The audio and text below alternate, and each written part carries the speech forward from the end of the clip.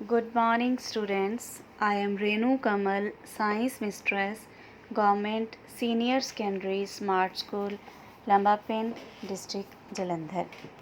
Today, we will discuss the lesson 9 of class 6th, Sajeev ਅਤੇ ਉਹਨਾਂ ਦਾ ਚੌਗਿਰਦਾ, the living organisms and their surroundings. ਬੱਚੇ ਸਭ ਤੋਂ ਪਹਿਲੇ ਅਸੀਂ ਕਰਾਂਗੇ ਕੰਪੋਨੈਂਟਸ ਆਫ ਹੈਬਿਟੈਟ ਯਾਨੀ ਆਵਾਸ ਦੇ ਭਾਗ। Habitat has two components. ਆਵਾਸ ਦੇ ਦੋ ਭਾਗ ਹੁੰਦੇ ਹਨ। ਪਹਿਲਾ ਹੈ ਬਾਇਓਟਿਕ ਕੰਪੋਨੈਂਟਸ ਯਾਨੀ ਜੈਵਿਕ ਭਾਗ। ਸੈਕਿੰਡ ਹੈ एबायोटिक कंपोनेंट यानी अजैविक भाग।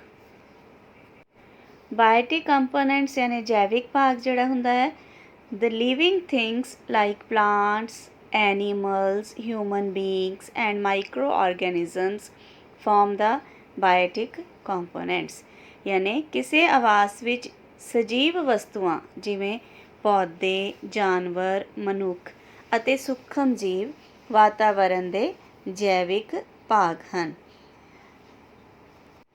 टाइप्स ऑफ बायोटिक कंपोनेंट्स जैविक भागां दियां किस्मां। Organisms are divided into 4 classes according to their feeding habits यानी भोजन संबंधी आदतां दे आधार ते सजीवां नूं 4 श्रेणियां विच वंडिया जा सकदा है। पहले है प्रोड्यूसर्स यानी उत्पादक। Green plants are producers as they prepare their own food by the process of photosynthesis। ਜਿਹੜੇ ਜੀਵ ਆਪਣਾ ਭੋਜਨ ਆਪ ਬਣਾਉਂਦੇ ਹਨ ਉਹਨਾਂ ਨੂੰ ਅਸੀਂ ਉਤਪਾਦਕ ਕਹਿੰਦੇ ਹਨ, ਜਿਵੇਂ ਕਿ ਸਾਰੇ ਹਰੇ ਪੌਦੇ। ਦੂਸਰੇ ਨੰਬਰ ਤੇ ਆਉਂਦੇ ਆ ਬੱਚੇ consumers. Organisms which depend on green plants and other organisms for food are called consumers यानी खपतकार ਉਹ ਜੀਵ ਜੋ ਆਪਣਾ ਭੋਜਨ ਨਹੀਂ ਬਣਾ ਸਕਦੇ ਪਰ ਹਰੇ ਪੌਦਿਆਂ ਅਤੇ ਹੋਰ ਜੀਵਾਂ ਤੋਂ ਤਿਆਰ ਭੋਜਨ ਪ੍ਰਾਪਤ ਕਰਦੇ ਹਨ ਨੂੰ ਖਪਤਕਾਰ ਕਹਿੰਦੇ ਹਨ। Consumers are of 3 types। ਜਿਹੜੇ ਖਪਤਕਾਰ ਹੈ ਉਹ ਵੀ ਅੱਗੇ 3 ਪ੍ਰਕਾਰ ਦੇ ਹੁੰਦੇ ਹਨ। ਫਸਟ ਹਰਬੀਵੋਰਸ ਔਰ ਪ੍ਰਾਇਮਰੀ ਕੰਜ਼ਿਊਮਰਸ ਯਾਨੀ ਪਹਿਲੇ ਦਰਜੇ ਦੇ ਖਪਤਕਾਰ ਜਿਨ੍ਹਾਂ ਨੂੰ ਆਪਾਂ ਸ਼ਾਕਾਹਾਰੀ ਵੀ ਕਹਿੰਦੇ ਹਾਂ। ਦੂਸਰੇ ਹੈ ਕਾਰਨੀਵੋਰਸ ਔਰ ਸੈਕੰਡਰੀ ਕੰਜ਼ਿਊਮਰਸ ਜਿਨ੍ਹਾਂ ਨੂੰ ਆਪਾਂ ਦੂਜੇ ਦਰਜੇ ਦੇ ਖਪਤਕਾਰ ਯਾਨੀ ਮਾਸਾਹਾਰੀ ਕਹਿੰਦੇ ਹਾਂ। ਔਰ ਤੀਜੇ ਨੰਬਰ 'ਤੇ ਜਿਹੜੇ ਆਉਂਦੇ ਹੈ ਟਰਸ਼ਰੀ ਕੰਜ਼ਿਊਮਰਸ ਇਹਨਾਂ ਨੂੰ ਤੀਜੇ ਦਰਜੇ ਦੇ ਖਪਤਕਾਰ ਕਿਹਾ ਜਾਂਦਾ ਹੈ। ਹਰਬੀਵੋਰਸ ਯਾਨੀ ਪ੍ਰਾਇਮਰੀ ਕੰਜ਼ਿਊਮਰਸ ਜਿਵੇਂ ਕਿ ਆਪਾਂ ਫਸਟ ਲੈਸਨ 'ਚ ਵੀ ਬੱਚਿਓ ਕੀਤਾ ਸੀਗਾ। Animals eating plants and plant products are called herbivores. For example cow, deer, sheep, elephant et cetera. ਜਿਹੜੇ ਜੀਵ ਆਪਣਾ ਭੋਜਨ ਪੌਦਿਆਂ ਅਤੇ ਪੌਦਿਆਂ ਦੇ ਉਤਪਾਦਾਂ ਤੋਂ ਪ੍ਰਾਪਤ ਕਰਦੇ ਹਨ ਉਹਨਾਂ ਨੂੰ ਅਸੀਂ ਸ਼ਾਕਾਹਾਰੀ ਕਹਿੰਦੇ ਹਾਂ।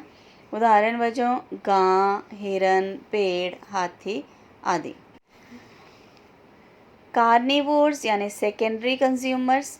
Animals eating flesh of primary consumers are called carnivores. For example snake, frog, lizards et cetera. ਯਾਨੀ ਮਾਸਾਹਾਰੀ ਜਾਂ ਦੂਜੇ ਦਰਜੇ ਦੇ ਖਪਤਕਾਰ ਕਿਹੜੇ ਹੁੰਦੇ ਹਨ ਜੋ ਆਪਣਾ ਭੋਜਨ ਜਿਹੜਾ ਹੈ ਆਪ ਪ੍ਰਾਪਤ ਨਹੀਂ ਕਰਦੇ ਉਹ ਪਹਿਲੇ ਦਰਜੇ ਦੇ ਖਪਤਕਾਰਾਂ ਦਾ ਮਾਸ ਖਾਂਦੇ ਹਨ ਉਹਨਾਂ ਨੂੰ ਅਸੀਂ ਮਾਸਾਹਾਰੀ ਕਹਿੰਦੇ ਹਾਂ। ਉਦਾਹਰਨ ਵਜੋਂ ਸੱਪ, ਡੱਡੂ, ਛਿਪਕਲੀ ਆਦਿ। Tertiary consumers animals eating flesh of secondary consumers are called tertiary consumers. For example line, tiger. ਯਾਨੀ ਤੀਜੇ ਦਰਜੇ ਦੇ ਖਪਤਕਾਰ ਕਿਹੜੇ ਹੁੰਦੇ ਆ ਜੋ ਦੂਜੇ ਦਰਜੇ ਵਾਲੇ ਖਪਤਕਾਰਾਂ ਦਾ ਮਾਸ ਖਾਂਦੇ ਹਨ। ਠੀਕ ਹੈ, ਉਦਾਹਰਨ ਵਜੋਂ ਸ਼ੇਰ, ਚੀਤਾ। ਨੈਕਸਟ ਹੈ ਬੱਚੇ saprophytes. Some animals feed on dead animals and clean our environment. Example vulture, crow, dog, eagle et cetera. ਮ੍ਰਿਤ ਆਹਾਰੀ, ਨਾਮ ਤੋਂ ਹੀ ਬੱਚੇ ਪਤਾ ਲੱਗਦਾ ਪਿਆ ਜੋ ਕੁਝ ਜੰਤੂ ਹੁੰਦੇ ਹਨ ਉਹ ਮਰੇ ਹੋਏ ਜੰਤੂਆਂ ਨੂੰ ਭੋਜਨ ਵਜੋਂ ਖਾਂਦੇ ਹਨ ਅਤੇ ਇਸ ਤਰ੍ਹਾਂ ਉਹ ਸਾਡੇ ਵਾਤਾਵਰਨ ਨੂੰ ਵੀ ਸਾਫ਼ ਰੱਖਣ ਵਿੱਚ ਮਦਦ ਕਰਦੇ ਹਨ। ਅਤੇ ਉਦਾਹਰਨ ਵਜੋਂ ਗਿੱਧ, ਕੁੱਤਾ, ਇੱਲ, ਕਾਂ ਮ੍ਰਿਤ ਆਹਾਰੀ ਜੀਵ ਅਖਵਾਉਂਦੇ ਹਨ। Next 4th category ਡੀਕੰਪੋਜ਼ਰਸ। ਡੀਕੰਪੋਜ਼ਰਸ ਬੱਚੇ ਕੀ ਹੁੰਦੇ ਆ? Microorganisms that eat dead organisms and decompose them into simple components are known as decomposers like bacteria and fungi। ਨਿਖੇੜਕ ਸੂਖਮ ਜੀਵ ਜਿਹੜੇ ਮਰੇ ਹੋਏ ਪੌਦਿਆਂ ਅਤੇ ਜੰਤੂਆਂ ਨੂੰ ਭੋਜਨ ਵਜੋਂ ਵਰਤਦੇ ਹਨ ਉਹਨਾਂ ਨੂੰ ਸਰਲ ਪਦਾਰਥਾਂ ਵਿੱਚ ਤੋੜ ਦਿੰਦੇ ਹਨ। ਉਹਨਾਂ ਨੂੰ ਅਸੀਂ ਕੀ ਕਹਿੰਦੇ ਹਾਂ? ਨਿਖੇੜਕ। ਉਦਾਹਰਨ ਵਜੋਂ ਜੀਵਾਣੂ ਅਤੇ ਉੱਲੀ। ਇਹ ਤਾਂ ਸੀ ਜੈਵਿਕ ਬੱਚੇ। ਹੁਣ ਅਜੈਵਿਕ ਘਟਕ ਜਿਹੜੇ ਹੈ ਕਿਹੜੇ ਹਨ? ਏਬਾਇਓਟਿਕ ਕੰਪੋਨੈਂਟਸ ਜਿਹੜੇ ਹੈ ਉਹ ਕਿਹੜੇ ਹੁੰਦੇ ਹਨ? Abiotic means non living. rocks, soil, air, water, light and temperature are abiotic components of habitat। यानी अजैविक भाग किहड़े हुंदे हैं? अजैविक शब्द का ही बच्चे अर्थ है निर्जीव। निर्जीव भाग किहड़े हुंदे हैं? चट्टानां, हवा, पानी अते तापमान। ये आवास के अजैविक भाग हैं। सब तो पहले हुण हवा की गल करांगे, एयर की गल करांगे। All plants and animals need oxygen to live. Animals intake oxygen and release carbon dioxide. Green plants take carbon dioxide during photosynthesis and release oxygen. Air acts as medium for pollination। यानी हवा जिहड़ी है ਪੌਦਿਆਂ ਅਤੇ ਜਾਨਵਰ ਦੋਵਾਂ ਨੂੰ ਜੀਵਿਤ ਰਹਿਣ ਲਈ ਆਕਸੀਜਨ ਦੀ ਲੋੜ ਹੁੰਦੀ ਹੈ।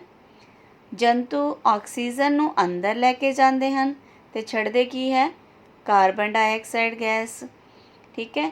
ਅਤੇ ਹਰੇ ਪੱਤੇ ਜਿਹੜੇ ਹੈ ਪ੍ਰਕਾਸ਼ ਸੰਸਲੇਸ਼ਨ ਦੀ ਕਿਰਿਆ ਦੌਰਾਨ ਕਾਰਬਨ ਡਾਈਆਕਸਾਈਡ ਅੰਦਰ ਲੈਂਦੇ ਹਨ ਅਤੇ ਆਕਸੀਜਨ ਬਾਹਰ ਛੱਡਦੇ ਹਨ। ਹਵਾ ਜਿਹੜੀ ਹੈ ਉਹ ਪਰਾਗਣ ਲਈ ਵੀ ਇੱਕ ਮਾਧਿਅਮ ਦੇ ਤੌਰ 'ਤੇ ਕੰਮ ਕਰਦੀ ਹੈ।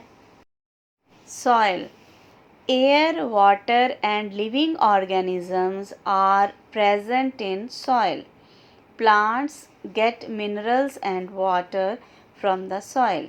ਮਿੱਟੀ ਵਿੱਚ ਪਾਣੀ, ਹਵਾ ਅਤੇ ਸਜੀਵ ਸ਼ਾਮਲ ਹਨ। ਮਿੱਟੀ ਪੌਦਿਆਂ ਨੂੰ ਪੋਸ਼ਕ ਤੱਤ ਜਿਵੇਂ ਖਣਿਜ ਅਤੇ ਪਾਣੀ ਦਿੰਦੀ ਹੈ। Sunlight। Plants prepare their food in the presence of sunlight by the process of photosynthesis। ਸੂਰਜੀ ਪ੍ਰਕਾਸ਼। ਪੌਦੇ ਸੂਰਜ ਦੀ ਰੌਸ਼ਨੀ ਵਿੱਚ ਆਪਣਾ ਭੋਜਨ ਬਣਾਉਂਦੇ ਹਨ। ਸਾਰੇ ਜੰਤੂ ਸਿੱਧੇ ਜਾਂ ਅਸਿੱਧੇ ਤੌਰ 'ਤੇ ਆਪਣੇ ਭੋਜਨ ਲਈ ਪੌਦਿਆਂ 'ਤੇ ਨਿਰਭਰ ਕਰਦੇ ਹਨ। ਵਾਟਰ। ਪਾਣੀ ਜਿਹੜਾ ਹੈ ਬੱਚੇ ਉਹ ਵੀ ਬਹੁਤ ਜੀਵਨ ਲਈ ਜ਼ਰੂਰੀ ਹੈ। Water is vital for life.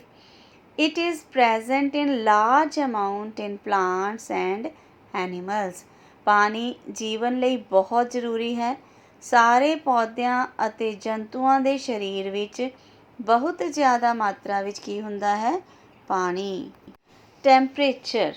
All living can survive on a particular temperature। ਤਾਪਮਾਨ। ਸਾਰੇ ਸਜੀਵ ਵਿਸ਼ੇਸ਼ ਤਾਪਮਾਨ 'ਤੇ ਹੀ ਜੀਵਿਤ ਰਹਿ ਸਕਦੇ ਹਨ।